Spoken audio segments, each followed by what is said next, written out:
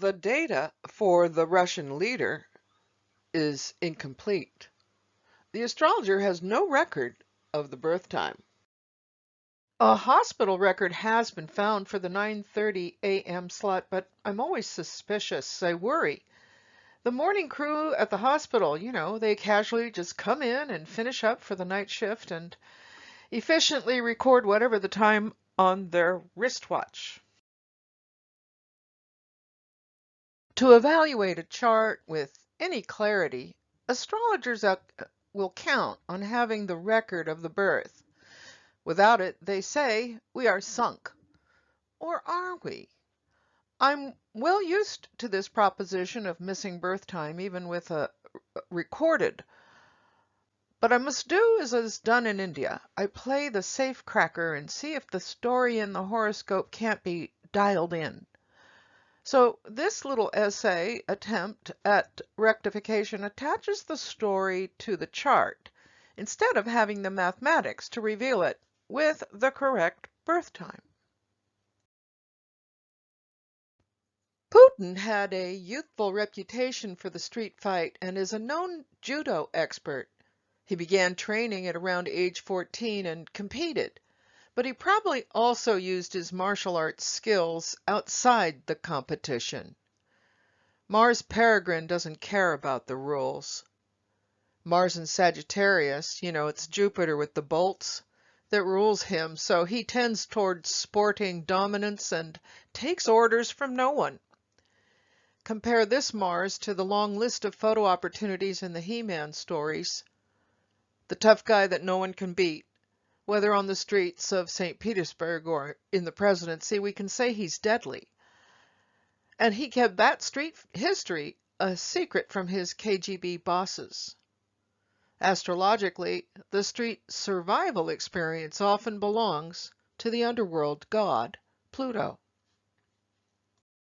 I'm not the only one who compares the emperors of Rome with Putin. In Rome, the key determinant of a ruler's reputation was his ambition to expand the imperial territory. Just like in the Roman Empire, Putin's legacy depends also on whether he can expand or retain territory. We're from a culture, however, of text and alphabet and rigorous demand to exactitude. And with so much known about a man, however, can't we find the imagery in the horoscope? These oligarchs are willing to do Putin's bidding in a devil's bargain. Since the Russian invasion of Ukraine in February of 2022, around 30 of them have, with their families, been murdered or otherwise found mysteriously dead.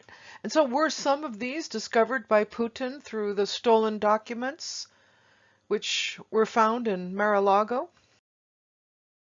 Astrologers want some outstanding feature of the horoscope to contain these 100 or so associates. We might start with the 11th house. That would make sense. And we might see them as partners. Scorpio rising is often selected among speculating astrologers, of which you can include me. But a KGB officer gets intensive training in weaponry, so a Mars-ruled sign to show up on the ascendant seems likely.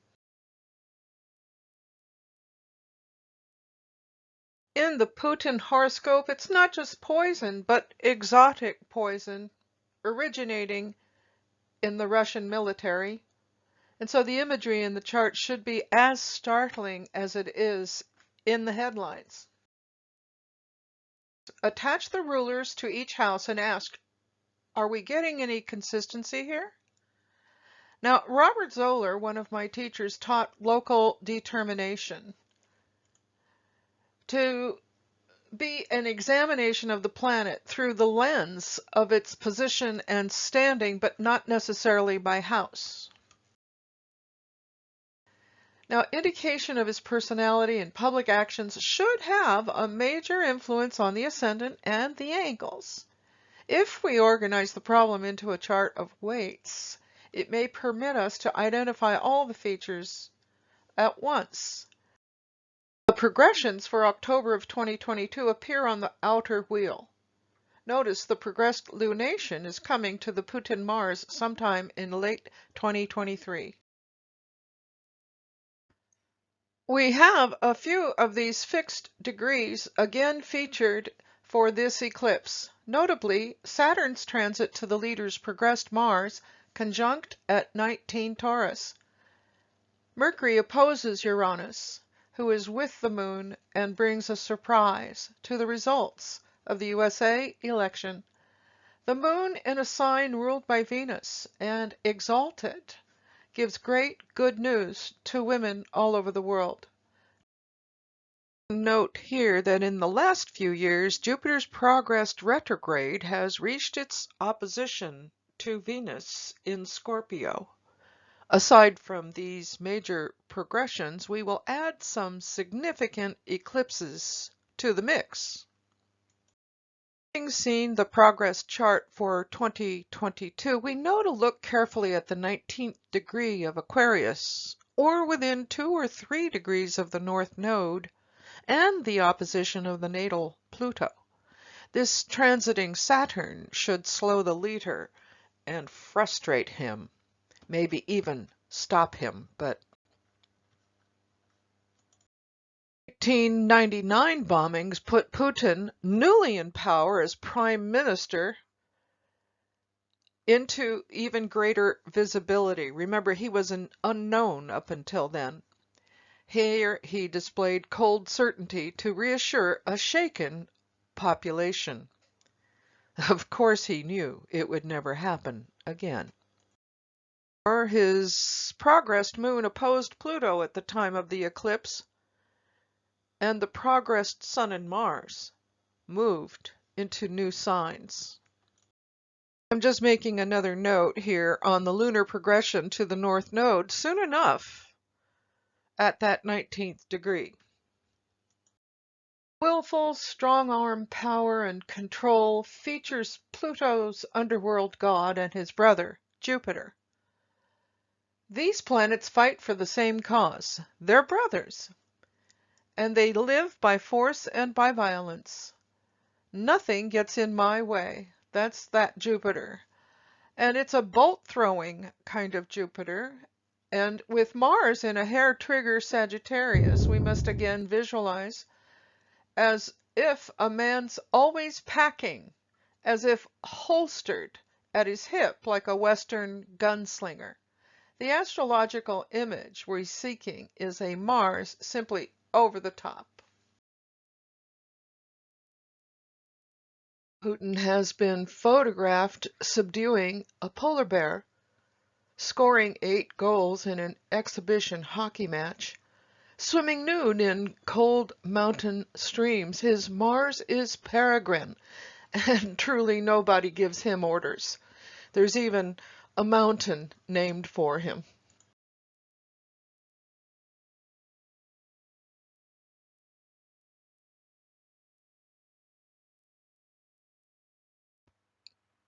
After 16 years in the KGB, Putin began his political career in 1996 and famously was virtually unknown until August of 1999, when President Boris Yeltsin appointed him his successor as Prime Minister.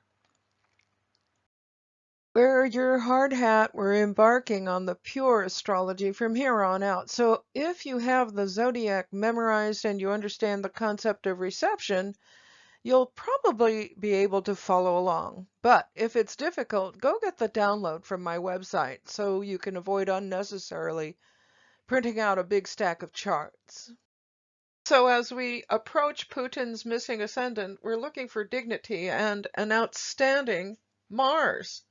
We should be able to see or witness the appearance and behavior of the leader from such descriptions. These are formulated from the degrees of the Sun and Moon and then taken from the ascendant. These are essential for me, and I add them as fortune provides a brand new ascendant, adding some structure to the query. And also, fortune indicates what is rolling toward the birth chart or toward the person who is experiencing this nativity. By contrast, the spirit would indicate personal feedback, possibly the knee-jerk response to fortune. The spirit represents the instincts and responses and reactions of the individual. And so if we find directly placed indicators that make sense to the narrative, we are closer to dispensing with the need of a birth time. I took a chart approach and made a list and put the ascendant ruler on the right column and wrote out whether there was a planet in the first house, and then added the Lord of the first into another column, and needed also to make a note of the lot of fortune. So here I listed all of them out. Next column is the lot of spirit, and also the lot of, or the Lord of the 11th. And I'm going to ask that you add the Lord of the 7th to the last column. It would make sense. How it looks when you have it all typed up nice and neat. So we can go through this chart and locate the most prominent dignities, period. And then ask about each lord of each house as we go through the chart.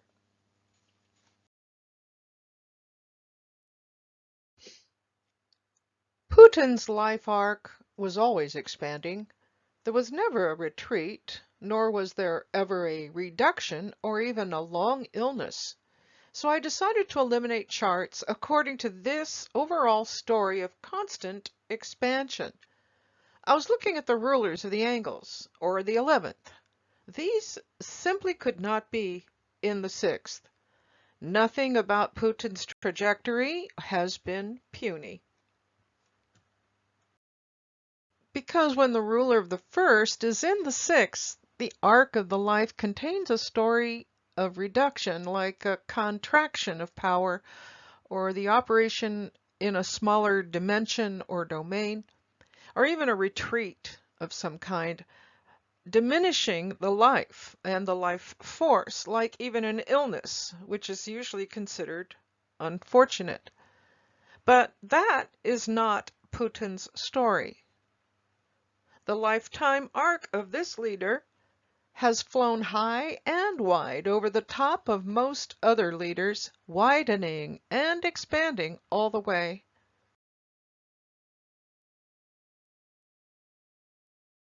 I found that it was also helpful to avoid the rulers of the 6th to be found among the Libra planets.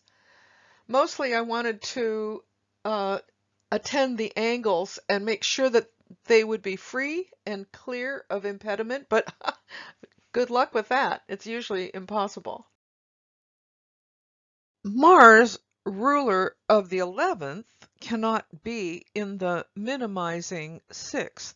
We can imagine that this would affect how the oligarchs might appear, whether they appear as employees or whether they appear as partners. And I would suggest they actually appear to be independent and wealthy and full of privilege, and that might mean they are associated more or less with the 7th rather than the 6th. With Mars in the 6th, it's diminished somehow. Really? We have tiny guns in his pocket? How many people can we fit into this closet? I'm counting that mostly it will be late degrees, and I don't want to see the ruler of the first in the 6th. That's the unfortunate aspect of being in the sixth. And so in the chart, for instance, of Franklin Delano Roosevelt, we find Mercury ruling the ninth, but in the sixth. And so he was a tall man of the orthodoxy, but because he wore his suit to work, but he kept listeners by those fireside chats while he sat in a wheelchair, and thus he was diminished by half. And so it was a secret also, a secret from the public anyway. And so this diminishment was in his horoscope, a ninth house ruler in the sixth. But such a placement often attaches to the ill effects also of disease or injury of the first house. And so we can see clearly that's not going to happen in this life. Aries rising, Mars in the top, just like the top of a mountain. The ruler of the 11th, Saturn, is angular, making this chart pass the first two tests. Now, I haven't mentioned fortune yet, but here we see it on the cusp of the 8th, and so we can say at its door. Do we say that Putin made his fortune on the auspices of death? Pluto, who likes to minimize anyway, is fine in the 6th. By squaring Jupiter as law, from the 6th, I will assign to Pluto the goons on the streets, hauling away dissidents. The Aries ascendant takes on even bigger significance when noticing Mars gets the upcoming lunation. This is a progression, and the chart here is dated for October of 2022. The progressed lunation is coming to the Putin Mars by late 2023. Jupiter ruled ascendant in Pisces. We get Jupiter, let's see, down in the 3rd house, very friendly, very warm, I suppose. But I'm not sure that that's where Jupiter should be placed, the ruler of the chart in the 3rd. My goodness, it's a very prominent life. I would put it into a prominent house. I'm going to reject Pisces. Starts to look good. Saturn rules the the 11th. We find him in the 7th. I like Venus in the 8th.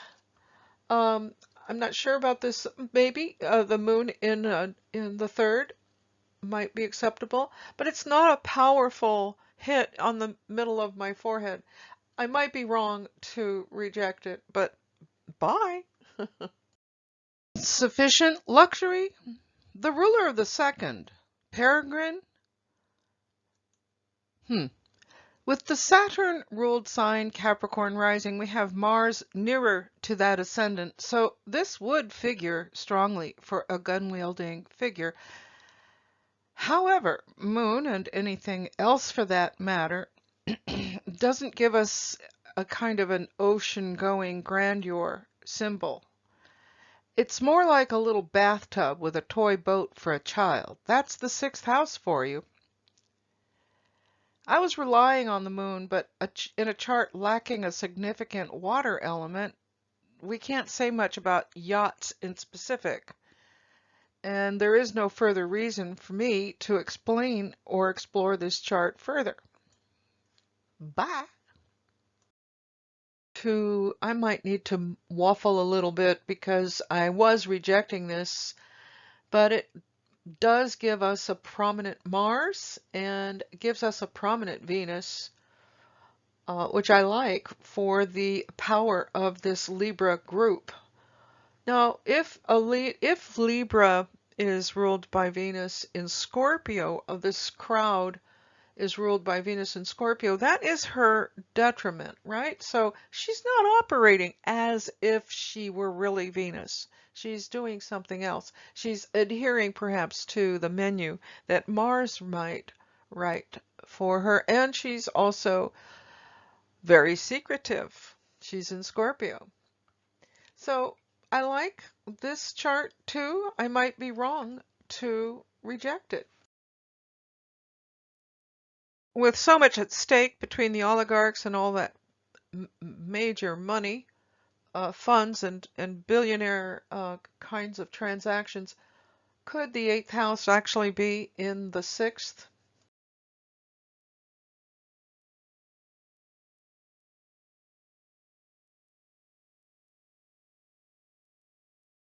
Well, this ascendant puts, Sagittarius ascendant puts the moon in the sixth. And in contrast, his life was ever widening instead of reducing or retreating or becoming smaller. Okay, so do we really want to put the ruler of the second into the sixth?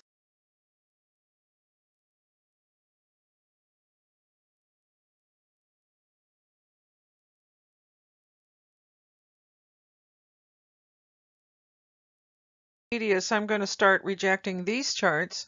The ruler Mars cannot rule the sixth. That's just arbitrary as far as I'm concerned. I could be wrong. I don't know. I don't think so. I don't think Libra rising is the one. The ruler of the sixth cannot be Mars.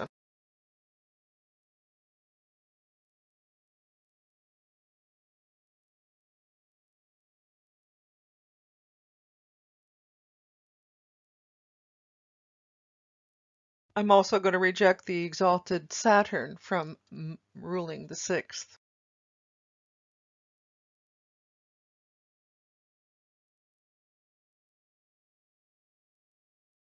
For this high arching life arc, Saturn cannot rule the sixth. He's needed for the angles.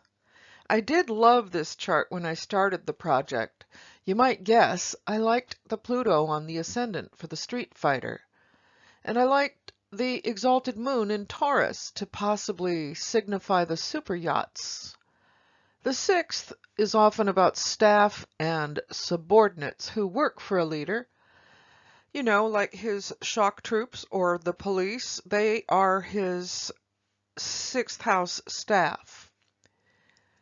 But this is also the way health crises are resolved. In other words, the ruler of the sixth would give you an idea of how a health crisis might be resolved. What kind of power does that person have to fight their injury or disease? And with an exalted planet there, we might expect beyond miraculous recovery. So, but this sixth house survival story, you know, like overcoming cancer or something, is not the actual story of the leader. So I'm going to reject the Leo rising chart. Farewell, my friend. With the Aries rising chart, Mars goes into the top of the chart, promising Sagittarius swagger. Moreover, the ruler of the 11th, Saturn, is angular, making this chart pass the first two tests. I'd prefer to see the controlling Jupiter-Pluto square more prominent, you know, near the angles maybe, but because I'm sticking to the traditional rulers, and because Pluto likes to minimize anyway, he's fine in the sixth. So let's just go around the horoscope and test it. Let's see. So the ruler of the eighth house, yeah, that would be Mars for sure. So I consider these to be tests well met. Let's see. The ruler of the 11th is in the seventh and angular. That test works because that ruler is Saturn in exaltation. Similarly, for the midheaven, if we say that Capricorn happens to be that ruler, but what if it's Jupiter? I haven't really worked on the actual house cusps, but what I'm interested in here is the 29th degree of Scorpio for the ruler of fortune, meaning Mars rules the second ascendant as well. And so this degree, the ascendant here is at 6 degrees of Aries, is about the latest I would go into Aries to qualify this chart. And so what we get are the ruler, let's see, and so his oligarchs, here we go, were both kingpins out of the 11th house, ruled by Saturn, and partners. There we go. All of those Libra, the crowd of Libra is in the 7th of his partnerships. And that's how they worked. And similarly, some have died from it, as the ruler Venus in Scorpio might hint. So she's in the house of death, so to speak. And Scorpio rules. We have the fortune there. I mean, death is how he made his fortune, so to speak. The fortune as we talk about in astrology. It's not just money or just comfort. It's fortune meaning the whole story. And so here we find, if you can just turn the chart so that the second ascendant, fortune, might be rising, what do we get? Pluto in the midheaven. So these are more and more confirmation that this chart works. Next test is the lot of fortune in a Mars-ruled sign and at the cusp, right at the door of death. And certainly he has gained his fortune from plunder and death. Venus is with fortune. She's a secret operative and rules the 7th house of oligarchs and their yachts and their toys and their homes and their lives. And owned by the 2nd house, where we find Jupiter, who eventually comes to oppose Venus and enforce his control over the ones who serve him. Mercury rules the 3rd and ostensibly the 6th house. These are cadent houses which operate in shadow, probably representing a flow of information to subordinates.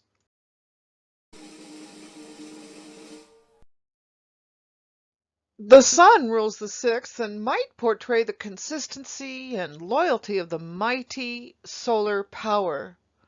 And so those in his employ might be required to be recognizable. That's a uniform. And because everything is ruled by the Sun, is recognizable and outstanding. And so his police force, who with Pluto's skill are conducting themselves like thugs, have all the power, and that is that solar power on the angle. However, it's in its fall, so we don't see it as actually being legitimate, at least in our eyes. There's something a little too cruel about it, and so on. So it's not actually serving justice at all. But we can say, with the Sun in fall, ruling the 6th, that there are those in employ who offer loyalty and consistency, which are solar traits, to the leader and his partners. And so an untimely death is carried by the story of Pluto. And yes, I had to put one of the Libra planets on the 6th cusp, in spite of my earlier prohibition. Speaking of death, we find fortune at the door of the 8th, and it's possible we can say he made his fortune through the auspices of death.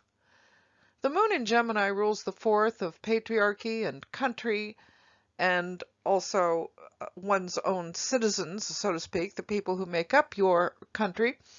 And so the ruler of the 4th is found in collectibles' 2nd house, and as the progressed Mercury moves toward the opposition of the natal moon, his obsession with collection of information intensifies.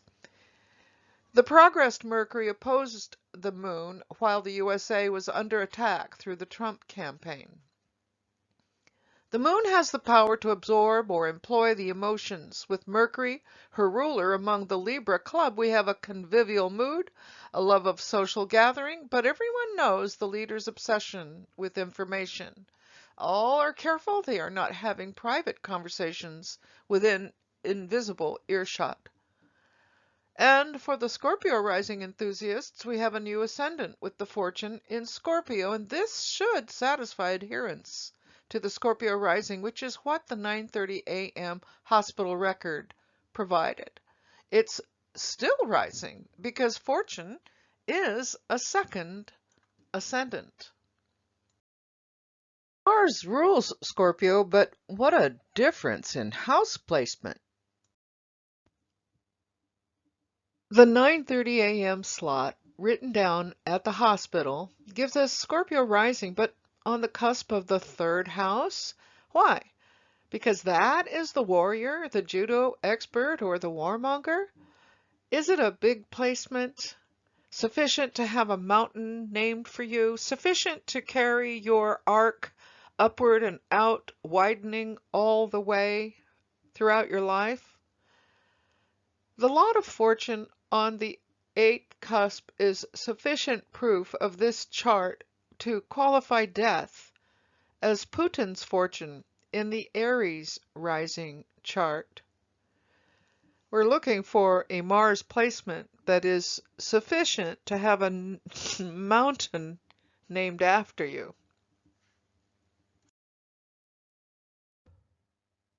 Aries rises in the Putin chart. He was born a few hours later, like the work shift was over by the time he was born at 6 p.m. And since there's probably very little to go by, an expedient hour was perhaps offered to the press once the question became potent in 1999, when his rise to power was so sudden. And so an expedient hour was perhaps offered to the press once the question became potent in 1999, as I said. And so I put the complete essay with a big layout and all the charts into a handout available from the website. And there I have also explored the lots of fortune and spirit. But here on this chart, fascinatingly, we get Scorpio rising when we turn the fortune chart and look at it as if it were the ascendant. And I find that absolutely ironic. It's the chart that people have been studying, but we have a different point of view when we add the wheel. We add fortune to the wheel. I haven't used the lot of fortune or the lot of spirit to the same extent that made them indispensable in other of these missing data impossible charts. From Putin's Aries rising chart, astrologers may surmise that Putin's choices are narrowing to a final moment in the next 14 months. Neptune in Pisces will square the Mars in Sagittarius for the next year, and will likely result in getting the wrong information, and as a result trap himself, humiliate, or confine himself in some fashion. Seems the light of the world comes to him in the next year, especially towards late summer and fall. Yes, his regime is ending. He's not well, but how it ends, I think it melts. I believe his illness will get to him, and I believe we have about a year.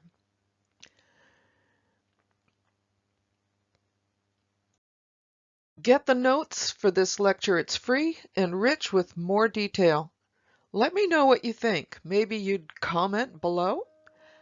When you sign up on my website, I will email you the charts and observations drawn up for this presentation. It is available on ancientsky.co. This is Claire France Perez, astrologer at Ancient Sky, offering classes and consultations ongoing.